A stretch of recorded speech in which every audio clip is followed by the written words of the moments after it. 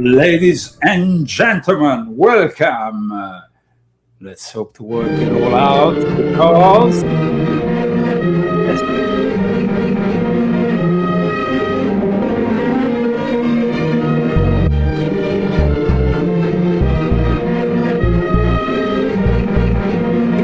working things out.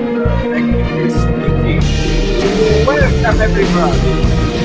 Welcome everybody. Sorry for the technical issues, if there are any, because today we are actually extending ourselves, overreaching, let's say. We don't only have my own channels, but we are being guested also by the channels of my special guest, Santos Bonacci, which I have the honor to have today for this Astrotheology Easter special.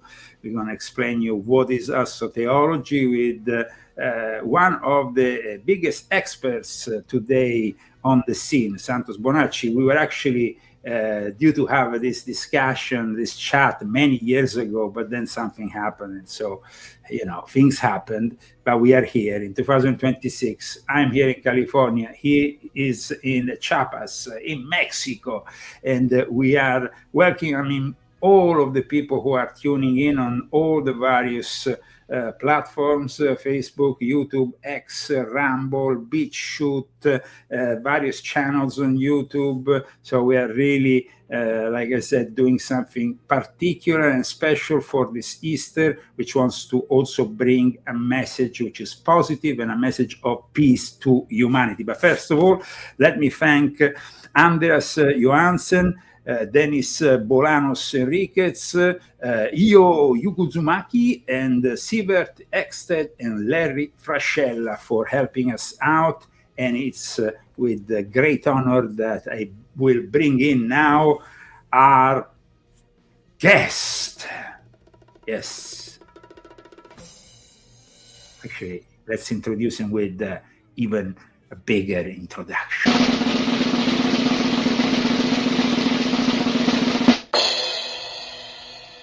Santos Bonacci. Ciao, Santos. Hi, how are you, Leo? Very well. I never ask you. You speak Italian? Yep. A little bit? Parli italiano? Come no? Allora facciamo un saluto anche agli amici italiani, because I've also linked my Italian channel. So un saluto anche dall'amico Santos a tutti voi italiani che magari vi sintonizzate per questa trasmissione speciale, e buona Pasqua, no? Santos, gli diamo un buona Pasqua. So who is Santos Bonacci now? Santos Bonacci is, first of all, a fellow musician, by the way, because you are also a musician, so a record producer. You have been really in the scene for a long time, as long as I can remember being myself on the scene. I always heard a lot about Santos Bonacci. Like me, he's in exile from his former country of origin, his native country, Australia. He's no longer there. He was also persecuted like I was persecuted in Italy. So I really share something with you, which is very special, no, Santos? Yeah, brother. Yeah, I watched what was happening to you all over the years. I remember that time that you were in that beautiful mansion and you were speaking on the balcony and you were talking about Amun Ra and and all. You mentioned all the Egyptian gods and everything like that. And you were actually, I think you were hostage there, or you were.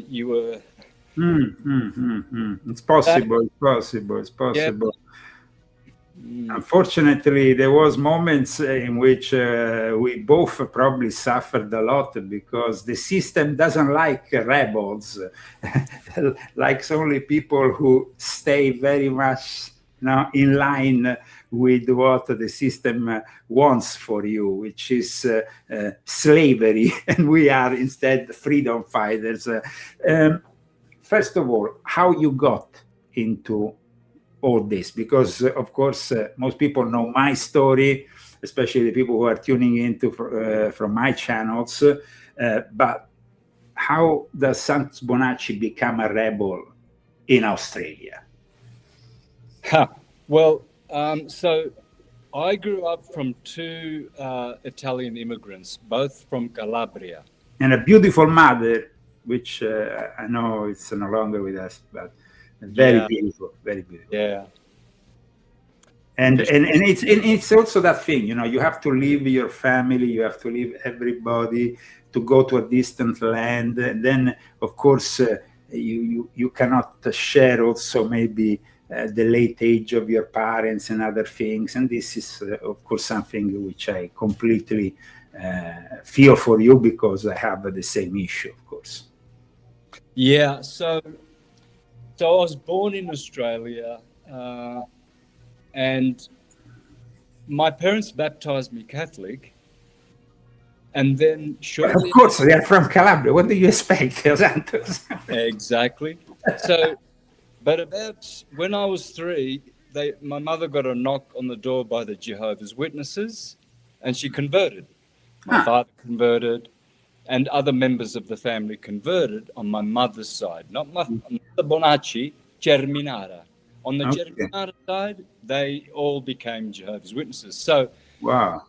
So I had to learn how to be, I guess, hated when I'm knocking on people's doors.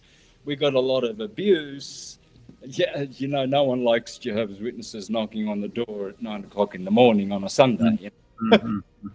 Well, they are a sectarian reality, though. How do you relate with them now at an older age with a lot and vast experience? I mean, of course, you are no longer associated with them, but how do you see that initial part of your life growing in what is a sectarian reality? Okay, so I did that up until my 40s, and then I realized that they were not satisfying me spiritually, so I left them.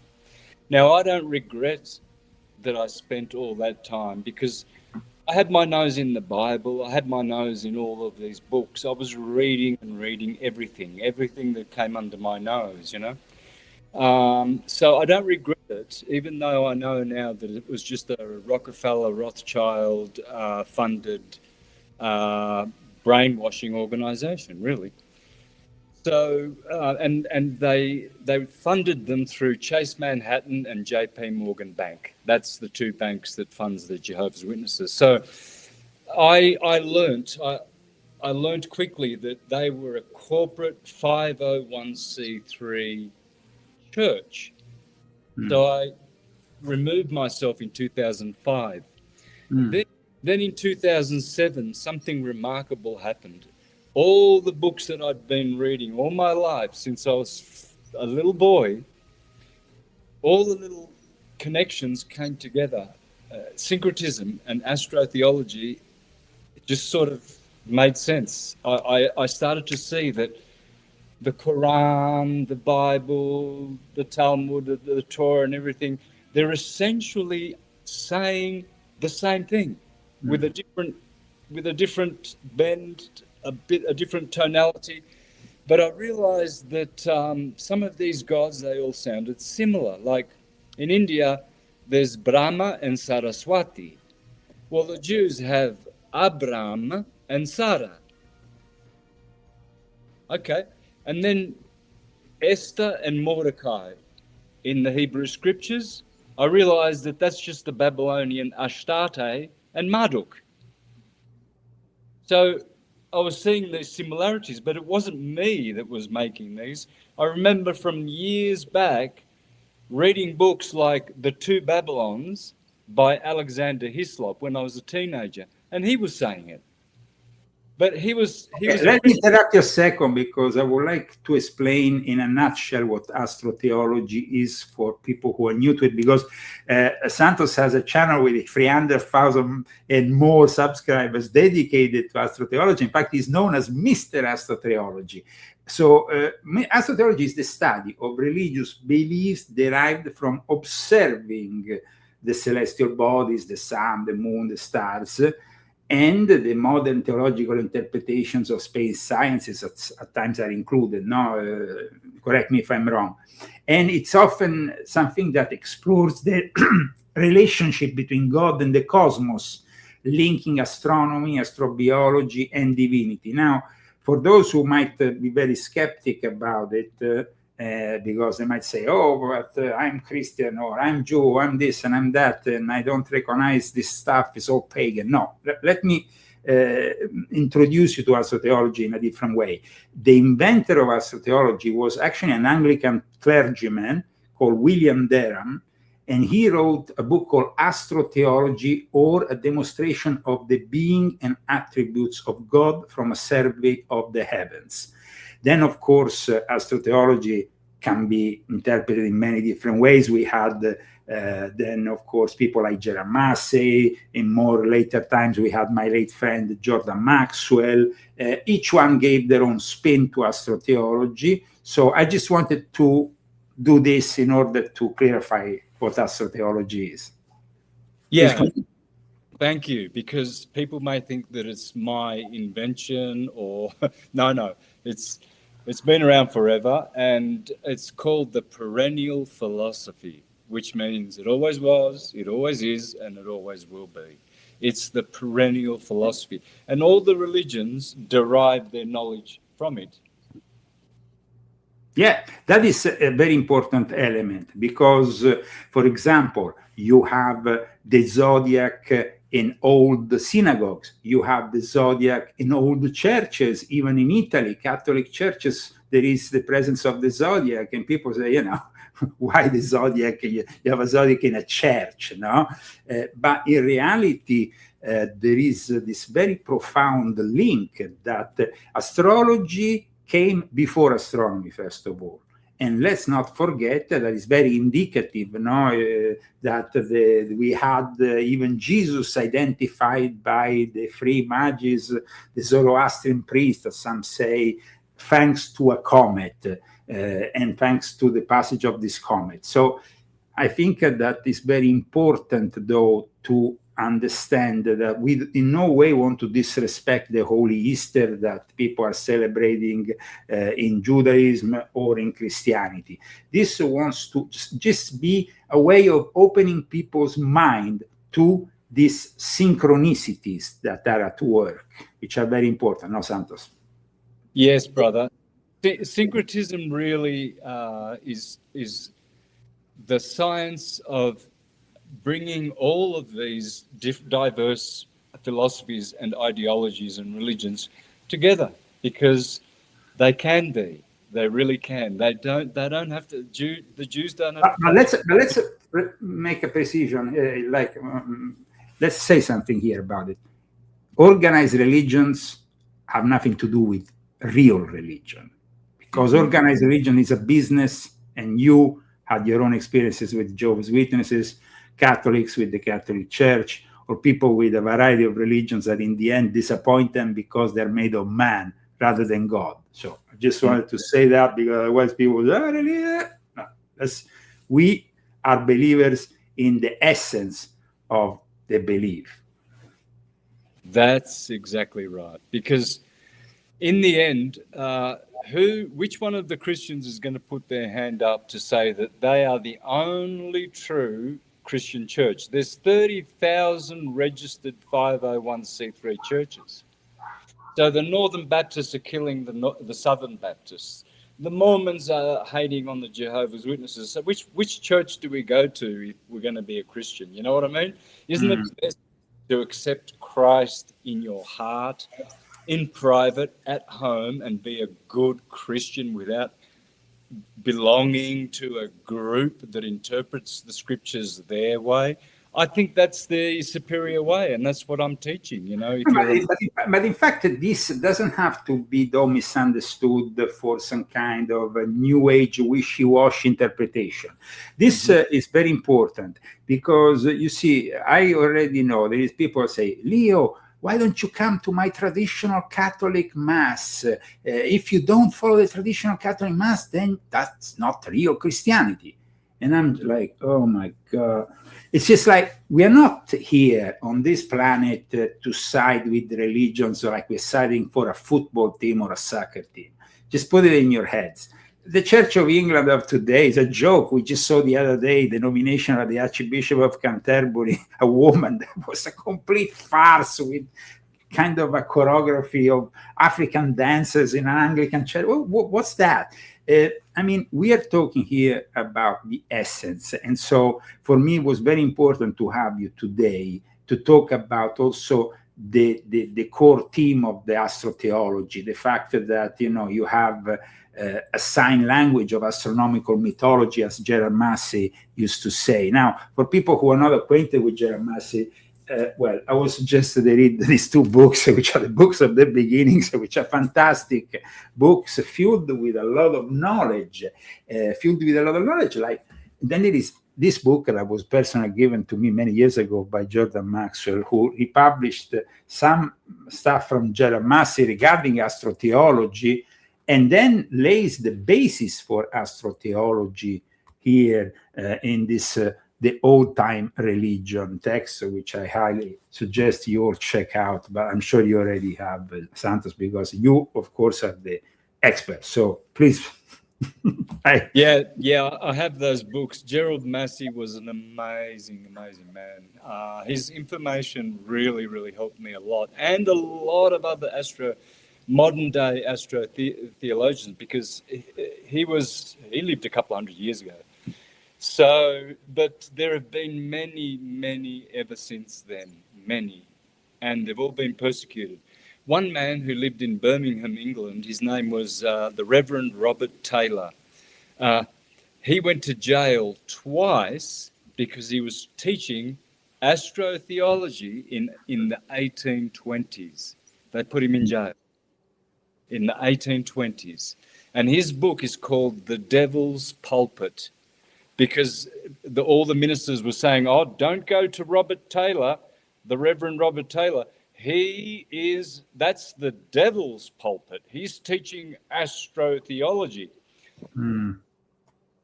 So they've always been persecuted, and they've always been called pagan. You see, the word pagan is not a bad word. It just means folk tradition. Like when you play folk music, it doesn't mean you're not playing music. You're still playing music. It's just, it's not from the conservatorium.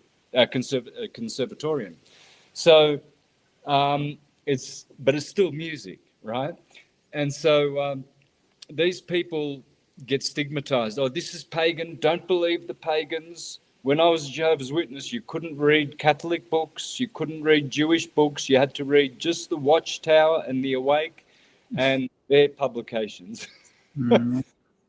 So, but I didn't listen. I read everything I wanted to, and I had used to hide those books because. I mean, I see the Jehovah's Witnesses religion just as the Mormons as spin-offs of Freemasonry in an age in which Freemasonry was highly influential, and in fact, we saw the clear reference in that pyramid that was then removed in the last few years from the Jehovah's Witnesses dedicated to their founder, that was obviously the symbol also of the York Rite there, very visible for everybody. So I think that the problem here is that organized religion got to a new phase once Freemasonry became popular here in America with the freedom of religion, and anybody could make up their own religion. And it still happens to this day, Santos. Yeah, exactly. You know? Every day there's a new one coming up, and there's people that actually follow them still. It's bewildering that they haven't worked it out yet. We are in a very particular day for Christians. We are at the eve of Easter, of the resurrection. But then there is an astrotheological element we would like to discuss with you, the symbology of the sun has risen. So, please. Yeah, well, there's a scripture in the scripture in the Bible, Psalm 83:11, and it says, "For the Lord God is a sun." Well, there you go. Malachi, the last few verses of the Old Testament says, "For the Lord will return with the sun, and the sun will bring healing in its wings." Then there's Ecclesiastes chapter 11, where it says, "It is good for the eyes of man to see the sun." So we know that the Therapeutae and the Essenes from Egypt, from Alexandria, they used to wake in the morning to look at the sun and put their palms up to the sun, because that was the best light of the sun. And they called the sun Shamesh in Babylon. Shamesh means the servant, because it serves us every day. It rises. It's the risen Savior. That's why Jesus says, "And I will return. I will return as a light in the heavens." So I will also add that you have in Psalms 19:1, the heavens are declaring the glory of God. So, and we have, of course, also that important hermetical principle, the emerald tablets, what is above is reflected below, and below above. And this is also a very important concept, I think, that is reflected in astrotheology. Yes, brother. So guys like Origen of Alexandria, one of the church fathers, Origen, he said, "You yourself have a sun, a moon, and all the planets and all the stars in you. What you see on the ecliptic, Aries, Taurus, Gemini, Cancer, etc., what you see there, that is in you, in your body, because Aries is the first sign. It's the cerebrum. Taurus is the little cervello. This is the cervello. This is the cervelletto. Yes. Yes. Okay, that's Taurus. Then we have the twins, Gemini, the two arms and the two lungs. Then we have the chest, Cancer. Then we have Leo, the lion heart. Why is Leo called the lion heart?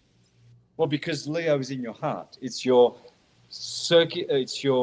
cardiovascular circulatory system. Then Virgo below is the bowels. She rules the digestive system. Then Libra is the kidneys. The two scales of Libra are the two kidneys, yin and yang. And then Scorpio is the generative system. Then lower, Sagittarius is the hips, which comes from the word hippo, horse, hips.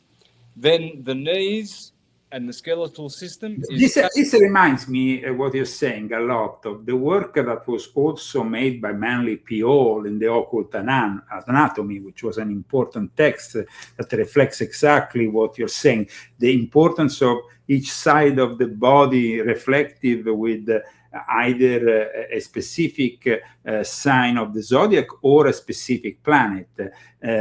Now, going back to where we are now today, in this turbulent world, we have noticed, though, once again, in the infamous Epstein files, that they were talking about a secret society dedicated to the zodiac, with apparently, at the time of its creation, was also made possible thanks to J.P. Morgan. So the infamous J.P. Morgan believed in astrology. And in fact, they said that J.P. Morgan said, the millionaires they don't believe, but the billionaires believe in astrology.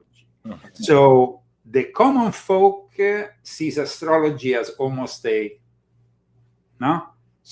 thing that is not really serious. I mean, it's just okay. In Italy, we have the very popular every day. You get it on the radio, on TV. The sign of the day. This your sign will do this. 12 signs, and they read what is really a very superficial interpretation, of course, because you're not doing it towards with a single person based on his birth and place of birth and all the rest. So it's very superficial.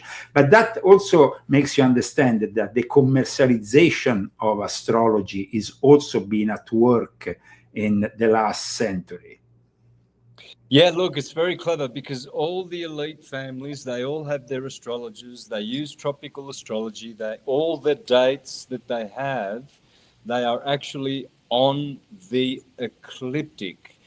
And so they use it, but then in the schools, they teach that it's a pseudoscience so that we are not empowered by the science of electromagnetic waves, because that's all it is. When you see a birth chart, you're seeing the schematics, or you could say the electromagnetic constitution of each individual. It's in the chart, and it's all electromagnetics, you see. The day I was born and I breathed my first breath of air, I assumed automatically all of the frequencies of the positions of the planets in the various signs, and that is my constitution. This was actually in Jeffrey Epstein's infamous temple. You had actually a very specific reference to the zodiac here on the vault of his temple, which I find rather astonishing. Can you explain us more about the fact that, Jeffrey Epstein, amongst other things, has also this fixation for astrology? Well, they have to, because it is the original mother of all sciences. All sciences come from astrology. So most people would say, there you go, you see these people trafficking pedophiles, they're into astrology. So that proves to you that astrology is evil.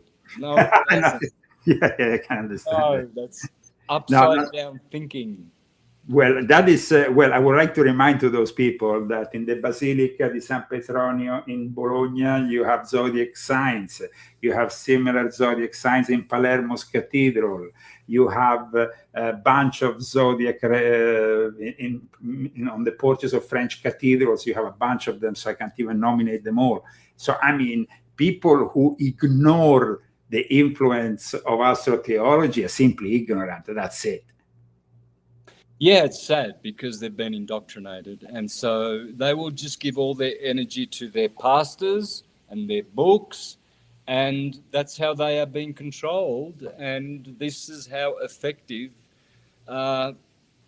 education or whatever mind control is. It is a very effective tool of the entities who are behind these people. I mean, what are they? Are they reptilians?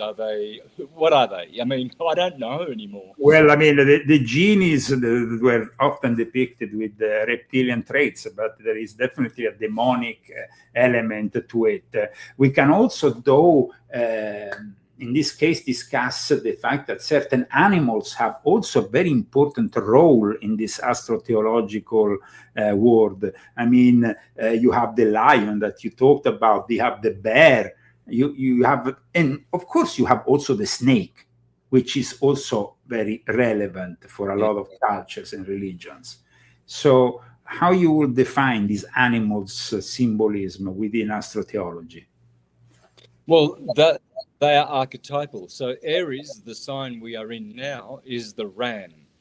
And it has to do with cardinal fire. The ram, he is always fiery, you see, and he has the same characteristics. I'm Aries, so we have the same characteristics as the ram, archetypally. But it's not just one animal. There are many animals that go into Aries. The dog belongs to Aries as well. The canine, and the ovine are both Aries, because where the wolf is, the left hemisphere of the brain, there is also the lamb. The wolf is always with the lamb.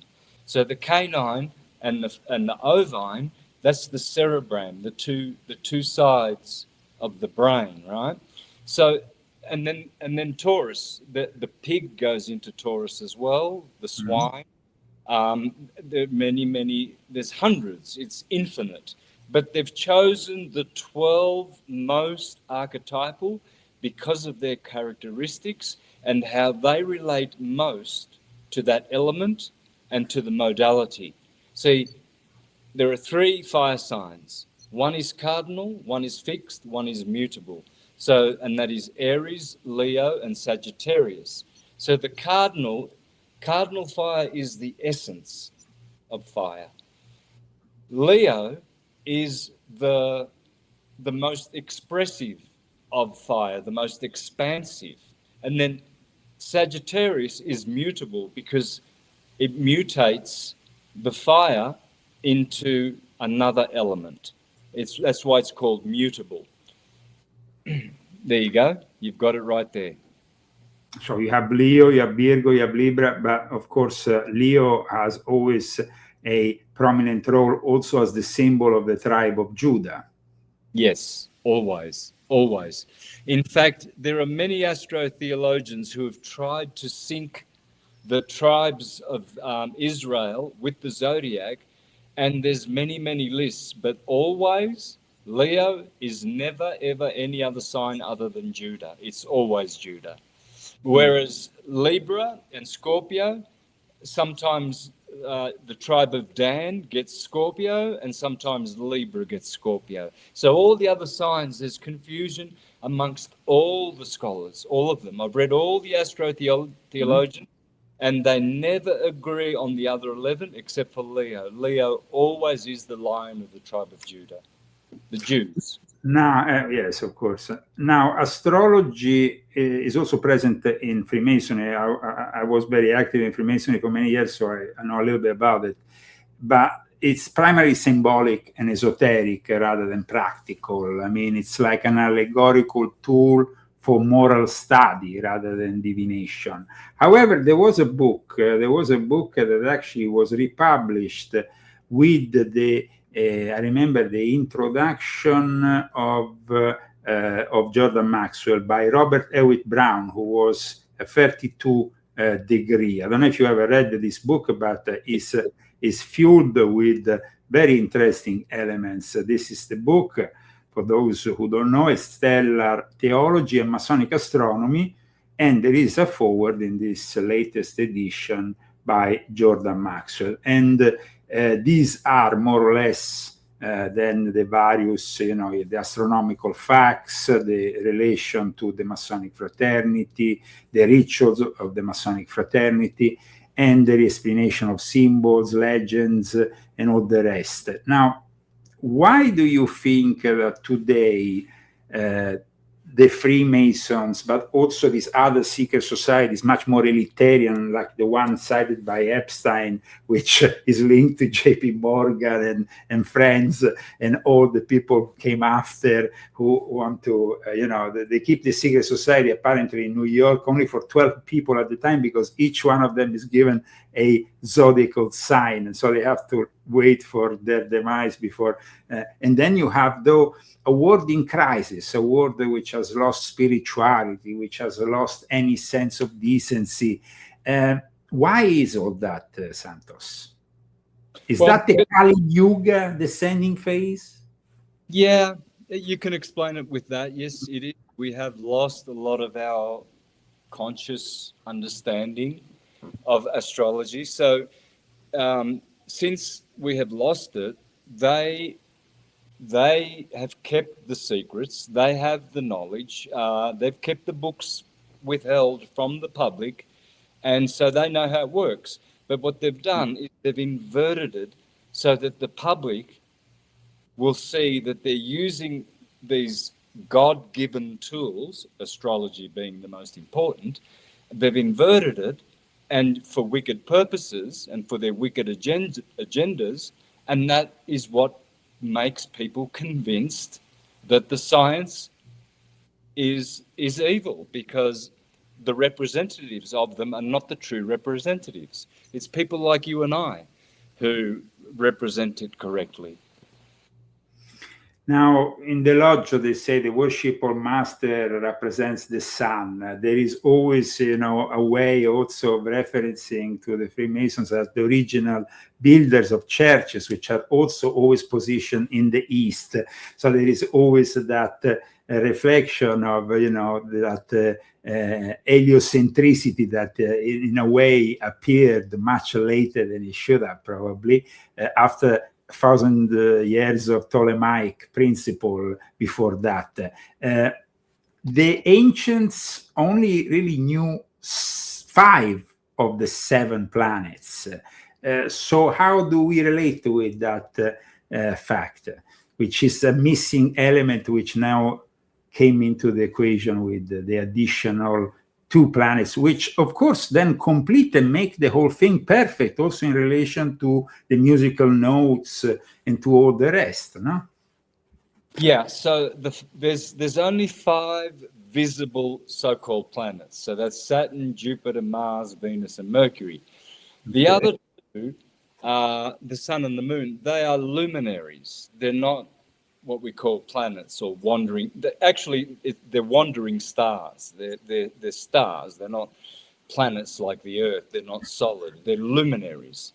Ptolemy said that. He said, all what you see in the sky is luminous. It's not solid. They are luminous bodies. In fact, they are portals. So only 5 of those are visible, of the wandering stars. Neptune, Uranus, and Pluto, they are not visible to our eyes, but they still hold their positions and their function, and they always have. You see, this is a mistake that people say, oh, but Neptune was only discovered in 1787 or the 1850-something. Uranus was discovered in 1880-something. No. They weren't discovered. It's like saying Australia was discovered 250 years ago by Captain Cook. No. It was always there. So Uranus has always been there. The Babylonians use it. The Babylonians use Pluto and Neptune in all of their accounting of astrology and their card system, which is the 52 card system of the Babylonians, whereas the tarot, that is 78 cards, and that is Egyptian. But in the Babylonian system, still to this day, and always since time immemorial, they acknowledge Neptune and Uranus and Pluto. Now, one thing is very important here. You just took out the tarots. The tarots can be used for divination, but they can also be used for something much more profound, which is to learn analogy with the various star signs, the various numbers, their connection with certain planets. So it is this kind of tarot that you envision, or because the tarots can also become dangerous once you start using them for divination. I've always had the impression that is something that we should leave probably aside, while instead the much more profound meaning, and also working with analogy rather than logic, because logic is a much more newer form of apprenticeship. In ancient Rome, it was all about analogy. Yeah, so the tarot cards are simply like astrology. They are just tools for understanding energy. If the individual, the astrologer, is competent, he will be able to make deductions about the future accurately. This is the thing. This is why the evil is connected to it, because the future really shouldn't be known, because there is no future and there's no past. There's only the eternal now. Yeah. So when you're reading something and someone says, what do you think will happen? Read my cards. They can't make any fixed prediction. It's impossible. It's beyond the scope of the human mind for a start. They can just say, well, look, this card shows that you have supportive energy. This chart shows that you may be successful, this card. This card also shows that there will be difficulties. That's all you can do. You can't do more than that. So anyone who sets themselves up as a divinatory astrologer, you're living very, very dangerously. You really are.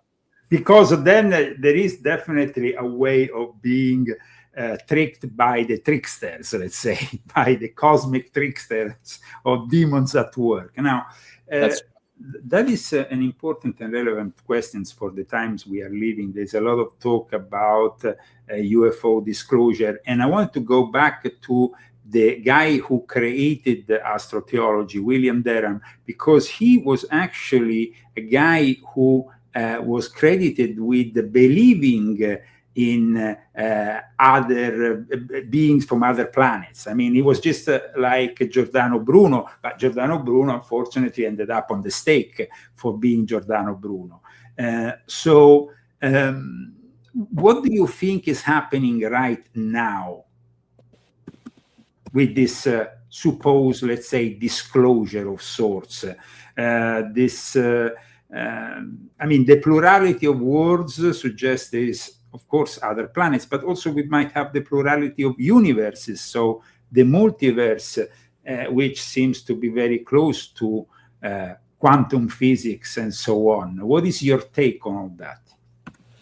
Well, again, in Neoplatonism and Hermeticism, they talk about the hierarchies, seraphim, cherubim,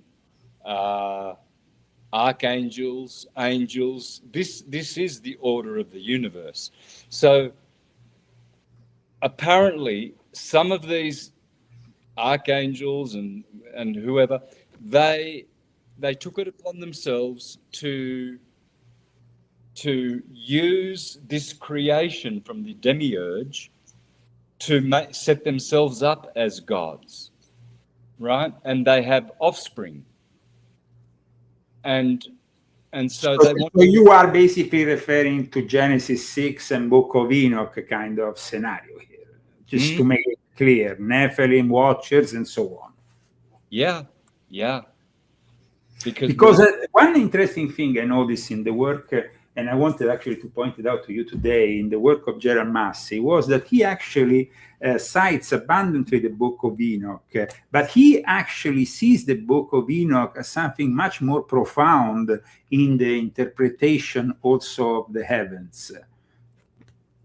Yeah, it is. It's all astrotheology. So there is actually, he says, an ulterior layer in the Book of Enoch, which adds to, he says the Book of Enoch is not accepted by the majority, by Judaism officially, and we know it was left out of the canonical writings, but he says it's well understood by the Kabbalists who have a more detailed knowledge of things. Yeah, of course. And Enoch is Hermes, Moses, Thoth, and Mercury in other languages, right? So when Marsilio Ficino was tasked by the Medici family to translate the Corpus Hermeticum and Plato, Marsilio Ficino said, "I have found the Moses of the Bible. It is Hermes." And it sounds the same, Hermes, Moses. So there you go. Hermes had 2 tablets. Moses had 2 tablets of the law. Enoch also had 2 tablets. They all had these 2 tablets. Well, it's this, the 2 hemispheres. Okay, so here we go back to the fact that for those who have never read Gerald Massey, he, in the Book of the Beginnings, he really brings all the various he brings basically a very detailed parallel between Judaism and Egyptian religion, because he claims that in the end the Jews were simply part of the Egyptian religion that walked out. We go back probably to maybe the Akhenaton story, that was the pharaoh who first accepted monotheism. Is that what you are telling here? You're trying to explain here? It's like that parallel is born out of the fact that in the end, the Jews were also originally from Egypt. Yeah, for sure. Yeah, they were, of course, and it says that even in the scriptures that they came forth out of Egypt, right? Yes. But the Jews were not monotheistic; they were henotheistic.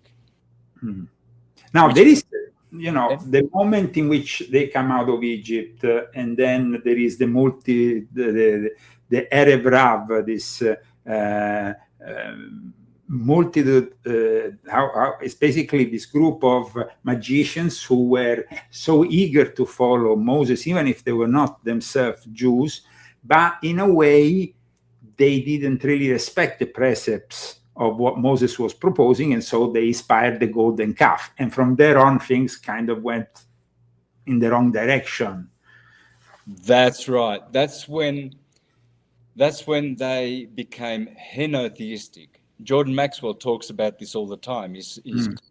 He has a whole video where he says the Jews were not monotheistic; they were henotheistic, which means they chose one out of the many gods. So Yahweh rather than Baal, Yahweh rather than other gods. That is basically what you're stating here. Exactly.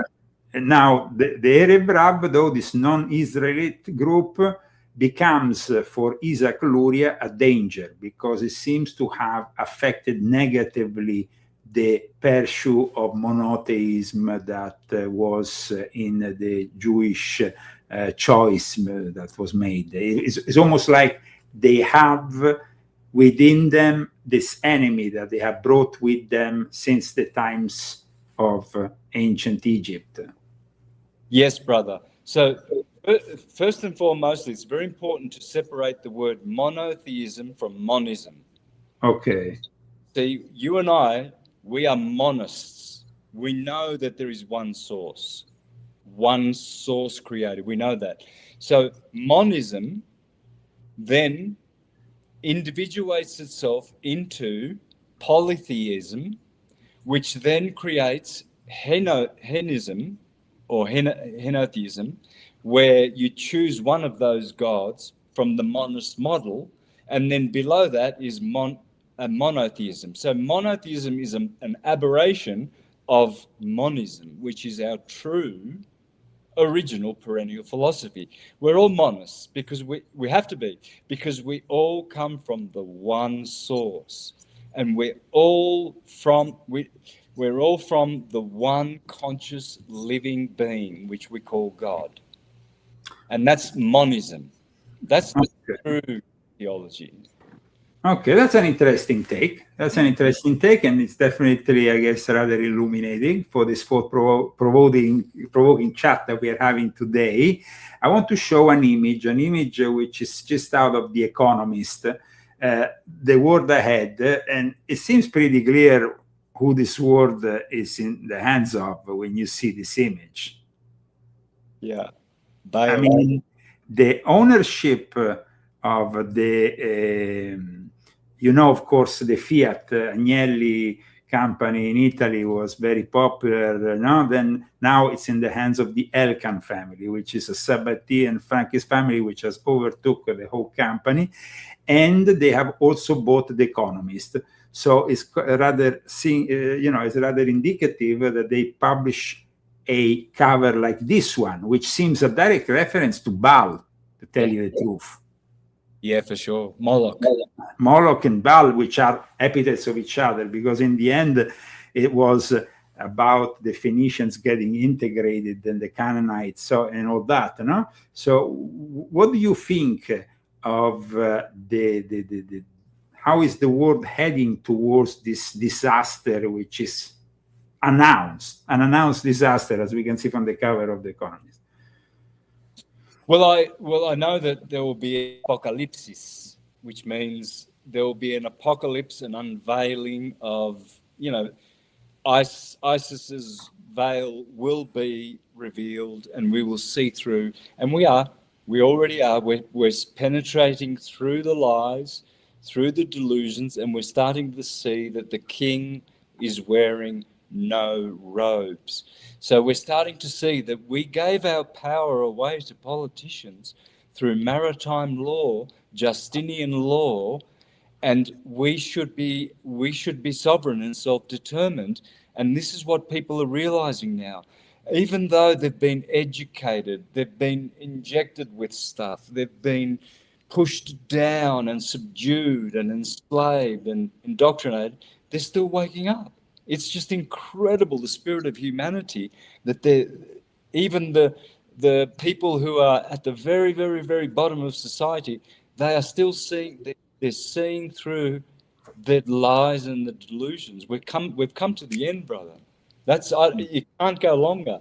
It may get worse. But it might get worse before it gets better, because it seems, from what I at least have also discussed in some of my books, that first of all, we have to really face cyber Satan, the AI's ultimate takeover, and the robots, and the transformation maybe of the last remaining humans in some monstrosity, hybrid monstrosity. There is going to be people like us who renounce to all that. But for doing that, we have to go off the grid. We have to go renounce to probably the privileges of participating to the rest of society. If things continue in this direction, it seems like we want to be left out, or at least we are going to willingly be left out, because we don't seem to have anything to share with these people. Because I don't want to be, become a transhuman with the things that are inserted inside me, monitor 24/7, with the excuse of a better health or a better security for myself and all this rubbish. We know that is the digital prison, which is kind of coming, more and more. Now, don't you feel that this is also the product of reverse engineering from those, let's say, fallen angels of sorts, which we mentioned earlier with the book of Enoch or Genesis 6? Yeah, it is. Everything they've done is they've inverted all the good that was created on this earth, the Tartarian free energy grid and everything. They removed it. They destroyed it. It took them a long time. They started in full effect since the French Revolution. But you can go back to the Council of Trent. I believe that all the wickedness on the earth started in 1545 with the Council of Trent. Soon after the Jesuits were accepted in the church. Exactly. 5 years prior to that, in 1540, the Jesuits were founded. And Copernicus came and made a revolution. He revolutionized the cosmos, you see. So, and Ptolemy's system, which was around since forever, since the Egyptians, was overturned. So those were very, very crucial years, and they correspond. They go from 1539 to 1545. So when you go 500 years later, you get 1939 to 1945. And you see the same disastrous thing that happened, the Second World War. So in 1539, the Pope then, I think it was a Farnese or a Borgia, he made the bull called Convocation. And that bull, papal bull, tied the ones from the 1400s together. And then in that bull, they claimed the soul, the spirit, and the property of all the humans on the earth. That's why he wears the tiara, the triple crown, the Pope, because they own the physical, the spiritual, and they claim to own the soul of the individuals. So in 1939, they had their bull, and then the Jesuits were formed, and then they convened the Council of Trent, which lasted 18 years. What did they do in that council? I think that, I wrote, as you know, a number of books on these subjects, especially when it comes down to the Vatican. I will suggest for my readers Volume 12, because I explained that Farnese himself was rather scared of what was happening with the Church of England, with the Reformation. Martin Luther, who went to Rome and saw that they was so decadent, he couldn't take it anymore. So then they decided to really get the Jesuits on board, though Ignazio Loyola had been arrested several times by the Inquisition because he himself was an alumbrados. So he himself was actually somebody who was very well versed in magic, and they needed people who were very well versed in magic. They needed also a military order after the past one, Templars, had been, of course, eliminated.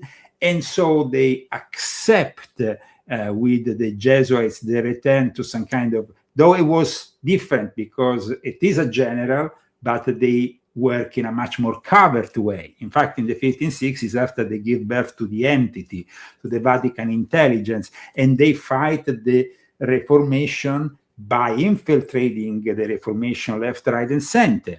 And so today we see that after a few centuries of Jesuitism, we have the Church of England with the King Charles going to the Vatican and co-celebrating, and the whole thing coming back together. And now, of course, also this attempt of putting all the religions of the world together, which was formalized initially by Pope Francis, and also the Encyclica Fratelli Tutti.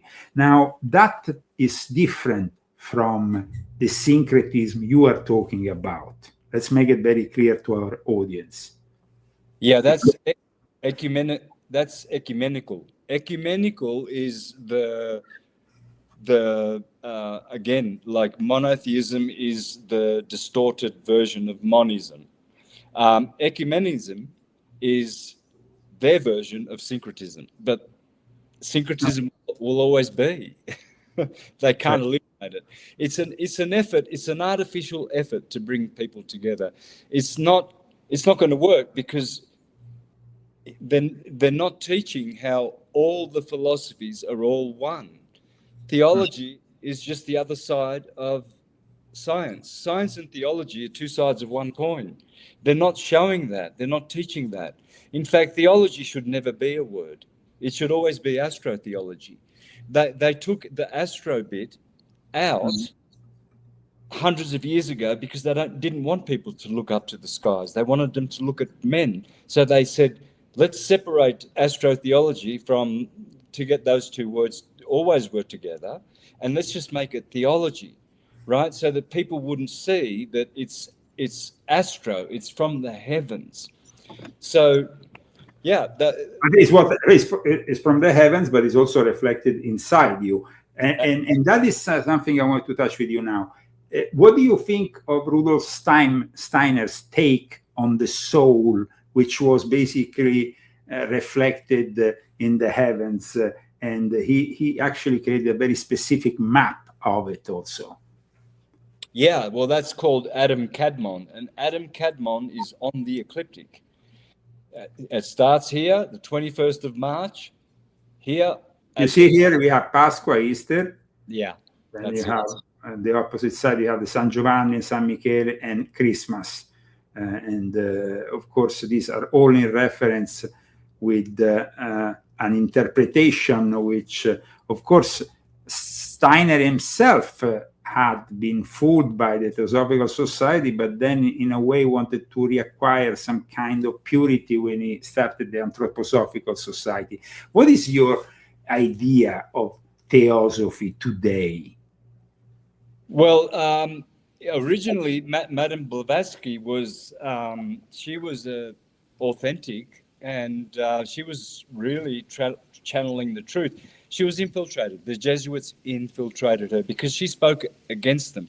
She said, there is a great, great evil that is the most evil on the earth, and they are in Rome, and they are called the Jesuits.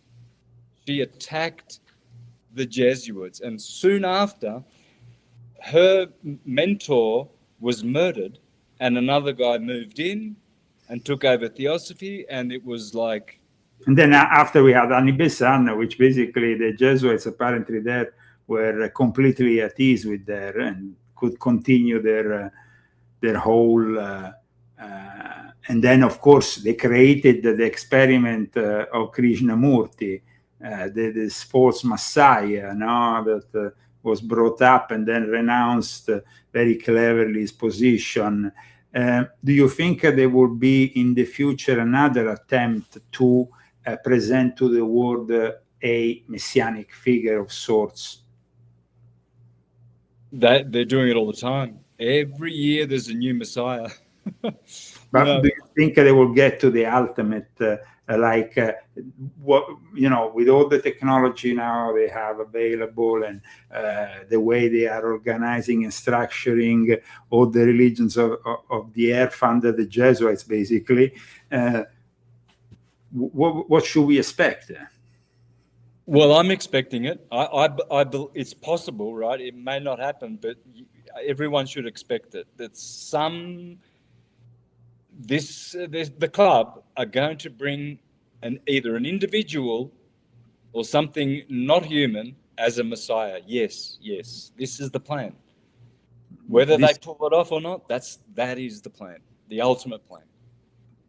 After the alien invasion.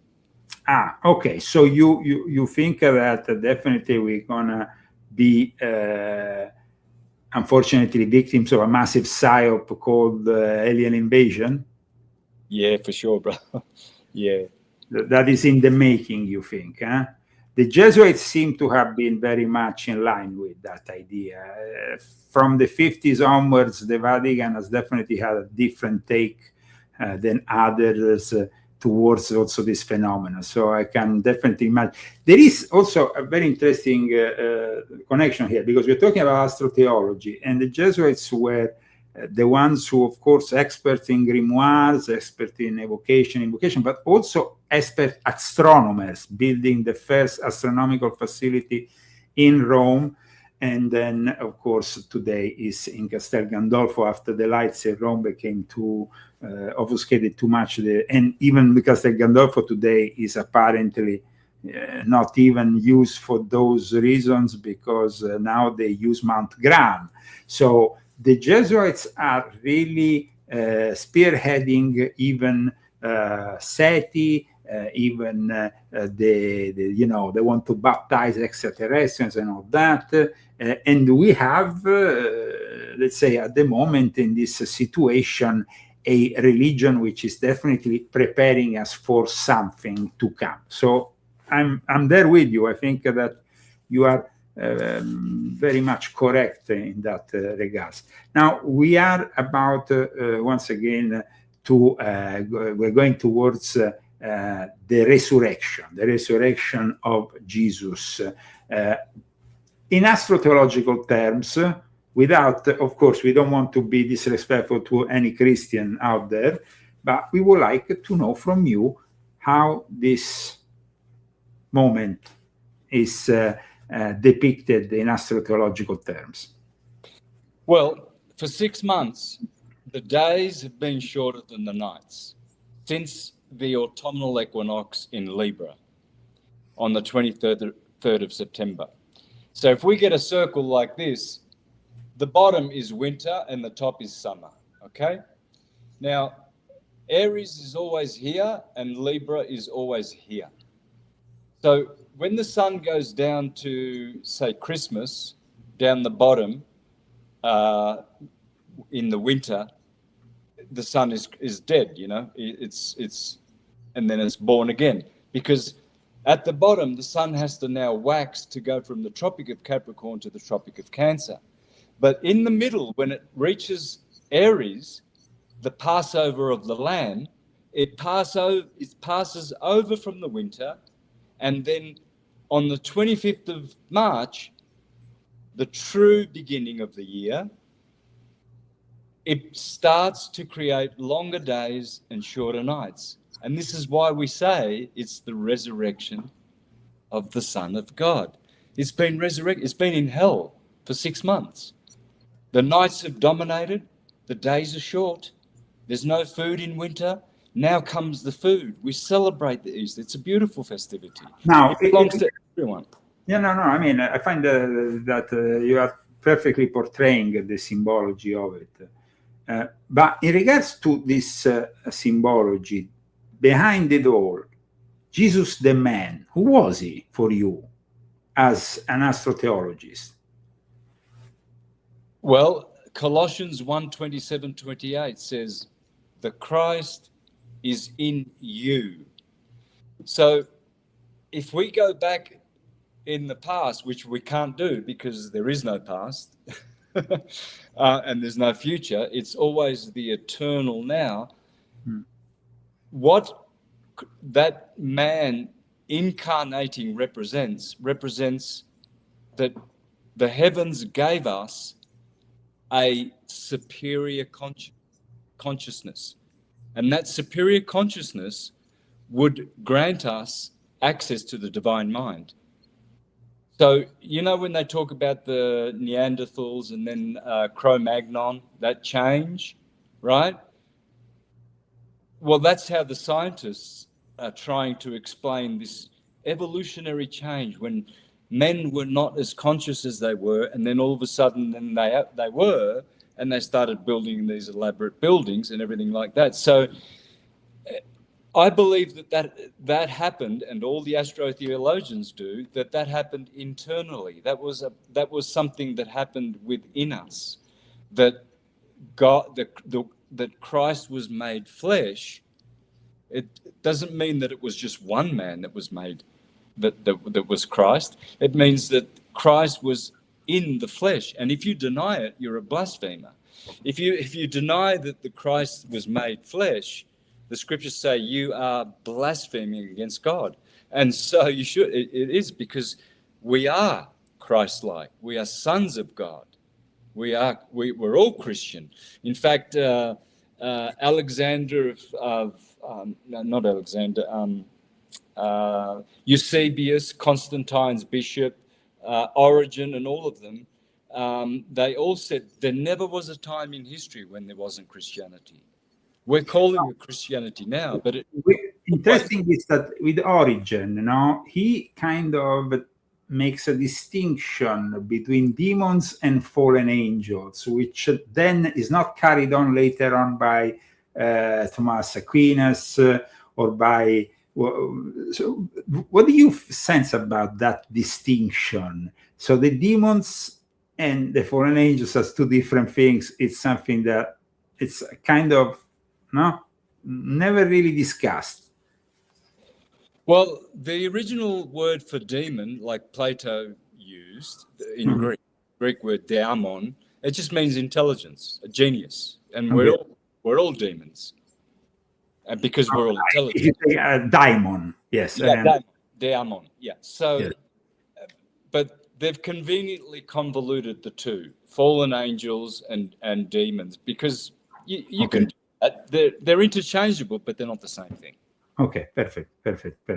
Yeah. Now, going back to you were talking about the occult anatomy that we have. And they say that this is really the seat of Yahweh. It's right here, where you have also the Anya chakra, and where you have. How do you? I mean, in astrotheological terms. Which is the planet that reflects us here and also here, because then we have the Jews or even the Pope putting something on top of. So what is your explanation for that? Okay, so the 7 chakras, which correspond to the 7 colors of the rainbow, the top is Kronos, the crown chakra. Okay. That's Saturn, because he's the one who wears the crown. So that this 1,000-petaled lotus that you have here is the crown of Kronos. Then the Ajna is Jupiter. Then your throat chakra is Mars, blue. Then the sun, Tifereth, in the Kabbalistic system, that's green, that's the sun. Then Venus is the solar plexus. Then Mercury, the orange one, or we should say the orange one, the sacral plexus, that's Mercury, and then the red one is the moon, the menstruation, the blood, the color of blood, you see? But you can invert that. The moon here and Saturn at the bottom. It's also doable. It's one-way street, the Kundalini and the Kunda buffer. Sorry, two-way street. So the Kundalini goes though through the spinal column. No, it's there that we find it, no? Or not? Yeah. If we go with the Kunda buffer, we start with the moon here and Saturn at the bottom. If we go with the Kundalini, well, then the moon is at the bottom and then Saturn is at the top. Because then you have the Ida, the Pingala, the Sushumna, that you are, the central to this whole thing, to the serpentine energy that we have, no? And it can go out of sync. I mean, I remember from my own personal experience within a ritual, which many years ago I was very much involved in the occult, and I was doing the magic of Abraham in the Major. Suddenly, I kind of must have screwed up my Kundalini, because my father said, "You got your Kundalini out of sync." And in fact, I couldn't even breathe. It was like they had to rush to get me an injection to relax my muscles, and the whole thing was really pretty strong. It was a very strong experience. I mean, I'm sure you understand it, because I mean, from what you are describing, you have very much a profound understanding of this. So what is it that brings, let's say, out of sync the Kundalini? Well, when you force it, you should never see these people who do Kundalini yoga and that. Well, I mean, that's fine if they want to do it. I wouldn't do that.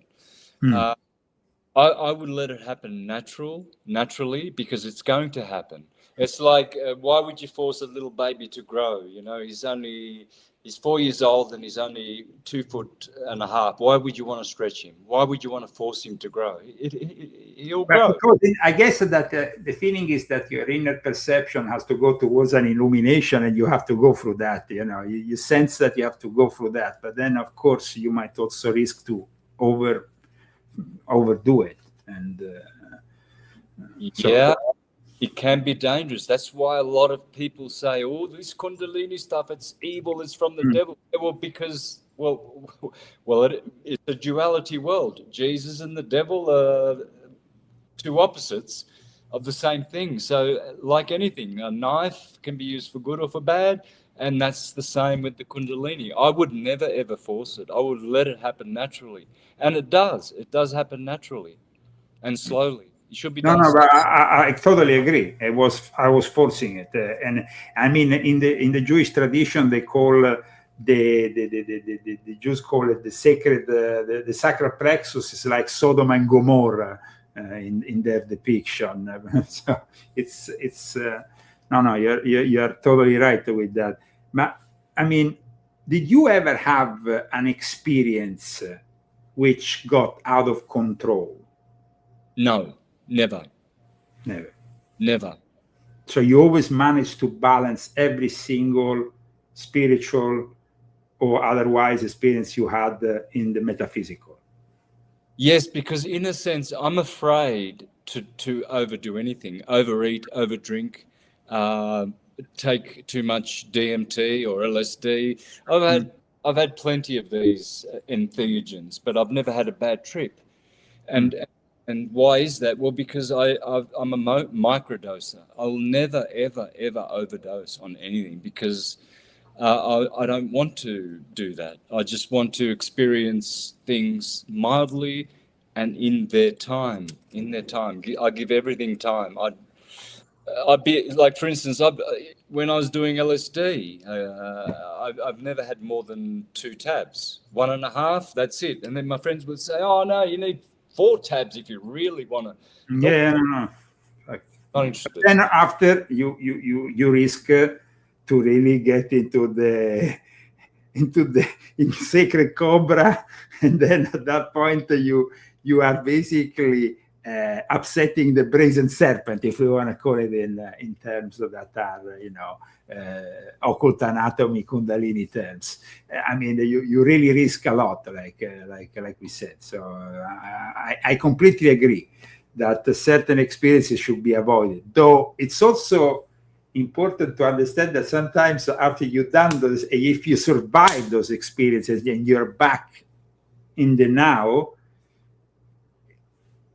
I found it like maybe you have dared and you have seen something others haven't.